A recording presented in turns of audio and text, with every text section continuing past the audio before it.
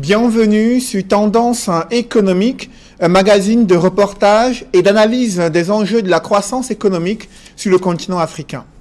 Au Cameroun, les tensions intérieures et les problèmes de sécurité brident la croissance économique et l'agence de notation Standard & Poor's estime que les perspectives économiques sont négatives pour le Cameroun. Comment ce pays d'Afrique centrale en est-il arrivé à ces risques économiques élevés? Quelles sont les causes profondes de ces perspectives économiques négatives et les conséquences sur le tissu industriel et les politiques économiques du Cameroun? Comment comprendre que le salaire minimum intergaranti professionnel est l'un des plus bas dans la sous-région Afrique centrale? Ces questions sont bien sûr au centre de cette émission Tendance économique, analysée, décryptée ce soir par Martin Ombazing. Martin, bonsoir. Bonsoir, Cédric. Vous êtes expert et spécialiste des questions économiques et financières. Vous avez parcouru cette note de l'agence de notation Standard & Poor's concernant le Cameroun, qui a décidé de réviser les perspectives économiques du Cameroun qui tendent de stable à négative. Quelle première analyse pouvez-vous faire concernant cette notation des perspectives économiques du Cameroun? Je pense qu'elle n'est pas du tout une bonne nouvelle. C'est d'autant que actuellement le Cameroun est dans une phase où il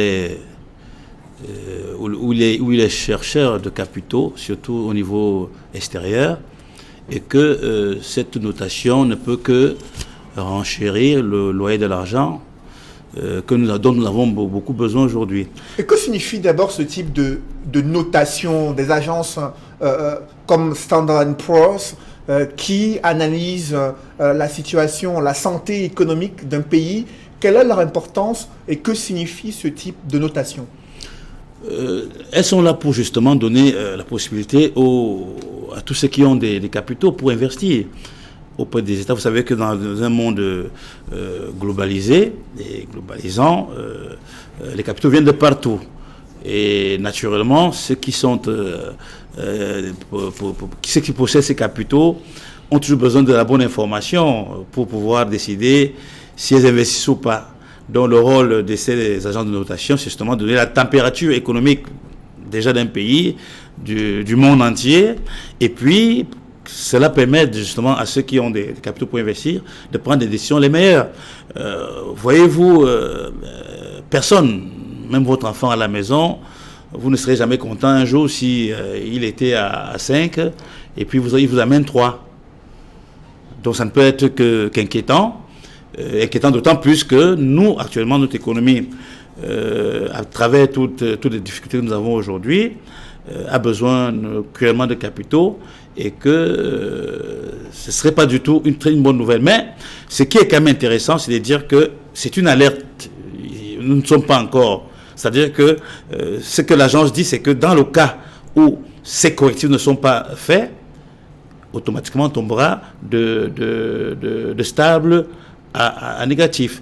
Vous savez quand même que, contrairement à ce que nous pouvons dire aujourd'hui, les agrégats globaux de l'économie, c'est-à-dire que tels que ces agences nôtres font quand même montrent que le Cameroun, malgré tout, continue quand même à avoir une croissance, même si elle n'est pas à la hauteur de ce qu'on attendait, elle est quand même au rendez-vous puisqu'on attendait, on est passé de 3,2 en 2017, en 2018 on est à 3,8, on espère faire 4,4. Mais tout ça n'a d'impact réel aux yeux des Camerounais, des populations, que si elle a un effet sur le chômage. Et justement, et les Camerounais aujourd'hui confrontés à ces tensions sociales et politiques, et surtout dans les régions anglophones, l'agence de notation Standard & Poor's insiste sur ces tensions sociales et politiques qui compromettent les perspectives économiques du Cameroun. Comment comprendre la corrélation entre cette crise anglophone évoquée dans cette synthèse de l'agence de notation Standard & Poor's et la croissance économique du Cameroun? Tout simplement parce que l'économie du Cameroun est essentiellement basée sur l'agriculture. Et qu'en dehors du pétrole, dont cette zone regorge, il y a l'agriculture. Vous savez très bien que le thé, les palmeraies, les bananes, c'est de ce côté-là le Cameroun a perdu pratiquement près de 6 000 emplois. Vous savez, c'est des milliards qui, aujourd'hui, sont jetés à la poubelle à cause de cette tension. Donc, normalement et naturellement, le véritable problème aujourd'hui pour ces agents de notation, c'est de dire que tant que ces tensions ne sont pas résorbées, l'économie du Cameroun aura du mal à repartir. Elle devrait normalement aller mieux, mais lorsque pendant 3 ans, vous perdez une partie de notre production, vous savez que nos exportations sont essentiellement basées sur les matières premières. Vous savez aussi très bien que le coût du pétrole, le baril du pétrole ayant baissé, donc les recettes que nous attendons généralement du pétrole se sont obérées à cause de ces problèmes-là. Donc, automatiquement, lorsque vous venez à cela ajouter le manque à gagner sur la partie agriculture, vous comprenez qu'il est totalement normal que cela pose un véritable problème si jamais ce n'est pas arrêté. Mais justement, aux dernières nouvelles, le baril du pétrole est en train de remonter entre 2019 et 2020 à au moins 60 dollars le baril du pétrole, et le FMI estime que le Cameroun aura davantage des entrées et ces exportations vont être tirées par la production du gaz et du pétrole qui va bénéficier de cette embellie. Mais restons sur la question de la crise anglophone. L'agence de notation Standard & Poor's fait savoir que le Cameroun risque d'être confronté à un durcissement des conditions d'accès au financement extérieur si les tensions sociales et politiques s'aggravent dans le pays. Qu'est-ce que cela signifie?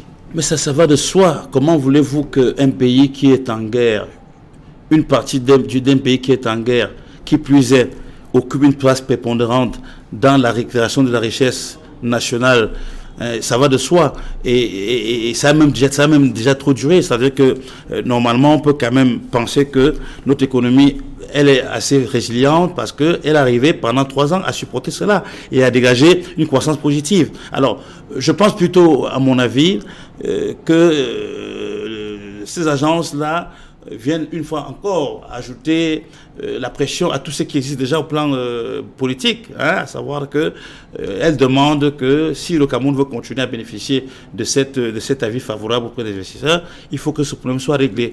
Il doit être réglé parce que de ce côté-là, il y a une grosse partie. Au niveau de l'emploi, c'est pratiquement et quasiment le deuxième employeur, cette zone-là, après l'État. C'est vous dire l'importance. Vous savez très bien qu'au Cameroun aujourd'hui, notre problème c'est que la croissance est là, mais cette croissance ne se traduit pas par des créations d'emplois pérennes. Nous avons des emplois qui sont créés, mais ces emplois sont créés pour entre 10 et 13%, pas 15%. Le reste, on appelle ça des sous-emplois, des emplois que l'on crée comme ça, où les gens ont besoin de travailler parce qu'ils n'ont pas le choix, ils doivent travailler. C'est pratiquement autour de 70%. Donc au jour d'aujourd'hui, si jamais on n'arrive pas à résoudre ce problème et que ce problème persiste, il est normal que ces agences pensent que la situation du Cameroun devrait être beaucoup plus inquiétante qu'autre chose. À côté de ces défis sécuritaires, l'agence de notation Standard & Poor's évoque les montants des emprunts signés non décaissés pour les projets d'infrastructure en cours au Cameroun et indique que cela augmente les risques d'alourdissement de la dette publique dans les années à venir au Cameroun. L'on revient sur le sempiternel problème de la dette publique au Cameroun, évoqué dans cette synthèse de l'agence de notation Standard & Poor's. Oui, parce que ça va de soi qu'il n'est pas normal qu'après avoir fait la demande, vous allez dans une banque, vous prenez de l'argent, et puis après, vous n'utilisez pas, vous ne décaissez pas. Lorsqu'on ne décaisse pas, c'est qu'on n'était pas prêt. Donc en réalité, il s'agit de nous demander au Cameroun de mûrir ces projets de telle sorte qu'une fois que les crédits sont octroyés, qu'ils soient tout de suite décaissés. Vous savez, une fois que vous avez eu de crédit, une fois que les échéances sont arrêtées, le banquier, lui, commence à percevoir ses intérêts. Même si c'est avec du différé, vous allez payer les intérêts et non le capital. Donc, une fois que vous avez enclenché le processus, il est normal dans un système dynamique que les décaissements suivent automatiquement. Vous n'avez pas payé éternellement de l'argent pour ce que vous ne payez pas d'intérêt sur un argent que vous n'utilisez pas. Donc, cette crainte est normal et je pense qu'il est grand temps que l'on puisse très rapidement résoudre ce problème. Alors, quelles sont les conséquences justement de cette non-utilisation des emprunts déjà signés, non décaissés pour réaliser les projets d'infrastructure en cours? Mais les conséquences sont automatiques, c'est à savoir que le ralentissement de notre croissance. Vous savez très bien que au jour d'aujourd'hui, nous avons un véritable problème dans notre budget, c'est-à-dire que il est structurellement dominé par la consommation, par le fonctionnement.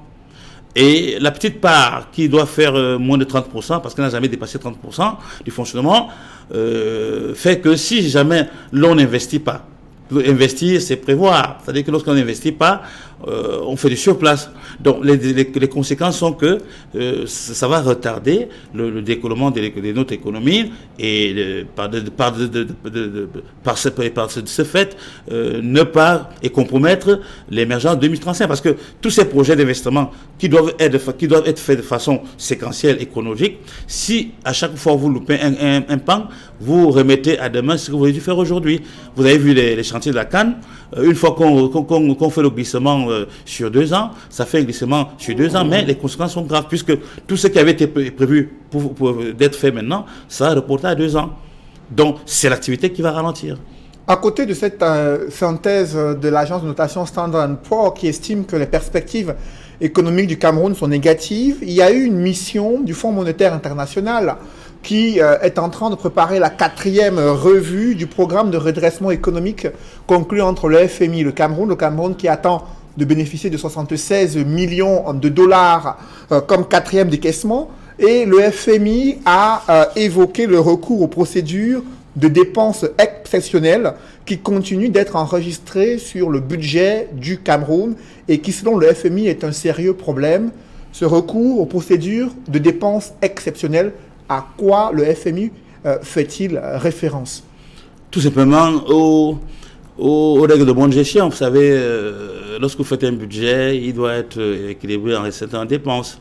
Lorsque vous ne dépensez pas trop, vous avez des saisons, quand vous dépensez plus que vous avez prévu, il y avait un déficit. Et on s'est rendu compte que le Cameroun est rentré expert en la matière. Donc, il y a 2 choses pour lesquelles le FMI et même les instituts de notation demandent absolument, c'est que l'on limite, que l'on s'en tienne au déficit budgétaire tel qu'il a été retenu, à savoir être en dessous de 3%. Bon, il est déjà aujourd'hui à 2,2. Il devrait être à 2, normalement au terme de l'année de l'exercice 2019, et que le déficit, le déficit budgétaire doit être vraiment utilisé à des cas exceptionnels. Vous savez très bien qu'à chaque fois que l'on dépense plus, c'est qu'on s'endette plus et on endette les générations futures, c'est-à-dire nos enfants, nos petits-enfants. Donc, les règles de bonne gestion souhaiteraient que lorsqu'on a prévu de dépenser 5 francs, on dépense 5 francs et non 10 francs. Alors, il y a également cette croissance économique qui devrait progresser. Vous l'avez signalé autour de 4,4% en 2019 en raison de l'accroissement prévu de la production du pétrole et l'embellie du prix du baril. Cependant, les Camerounais ne le ressentent pas dans leur quotidien avec ce salaire minimum qui suscite de vifs débats depuis quelques semaines au Cameroun. De quoi il s'agit concrètement, ce salaire, le SMIC? Comment il se fixe dans le cadre d'une économie?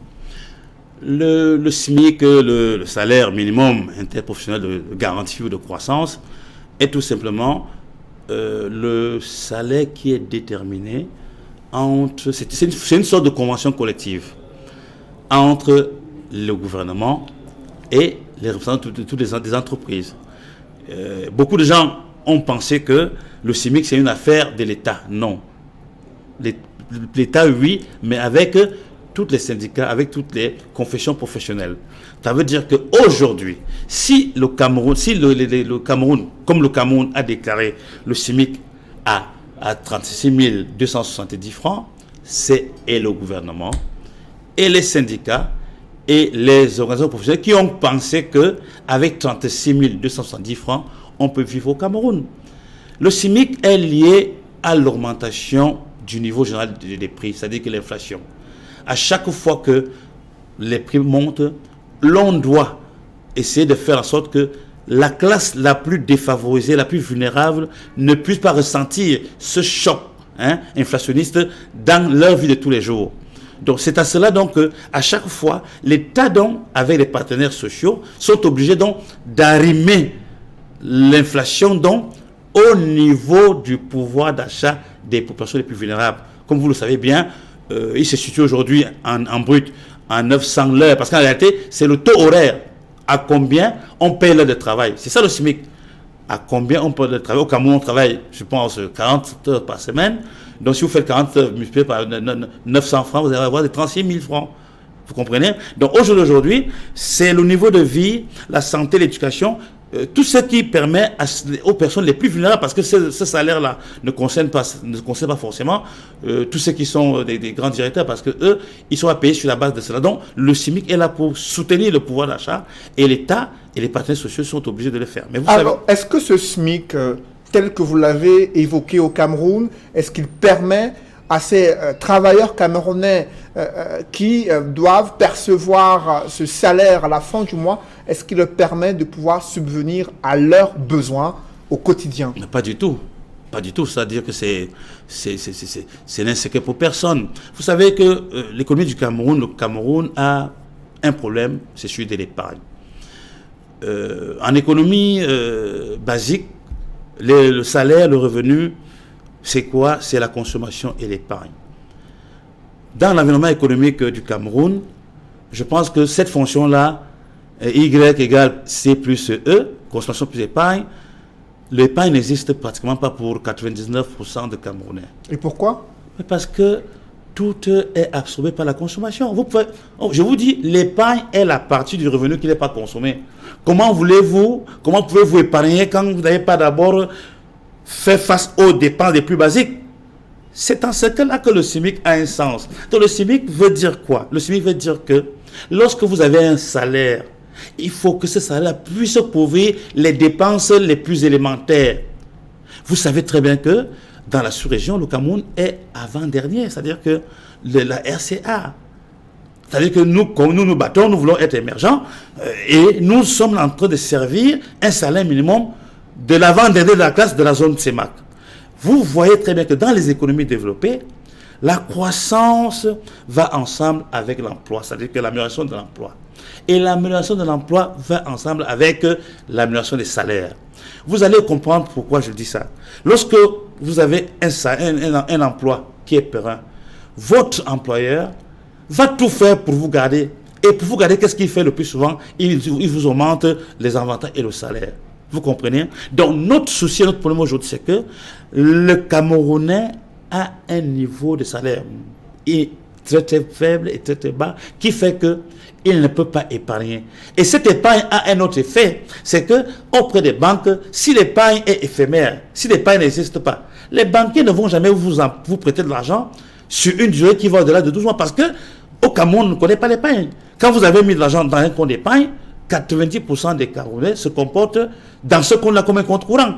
Ils mettent de l'argent aujourd'hui, le lendemain, ils viennent le rechercher parce que les besoins qu'ils ont en termes de consommation absorbent tout le Alors, comment expliquer que les différentes parties prenantes dans l'élaboration du SMIC l'aient fixé à ce niveau? Pourtant, les Camerounais au quotidien regardent du niveau de vie élevé au Cameroun, dans les principales villes du pays.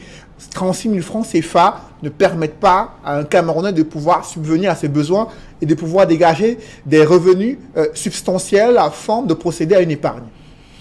Oui, la vérité, le véritable, il est là. Vous savez très bien qu'en mai 68, quand il y a eu la fameuse grève en France, l'État, comme tout récemment d'ailleurs, avec Emmanuel Macron, l'État peut faire des impulsions, genre coup de pouce pour que les choses vont mieux. Mais c'est les acteurs, quand les acteurs, les entrepreneurs.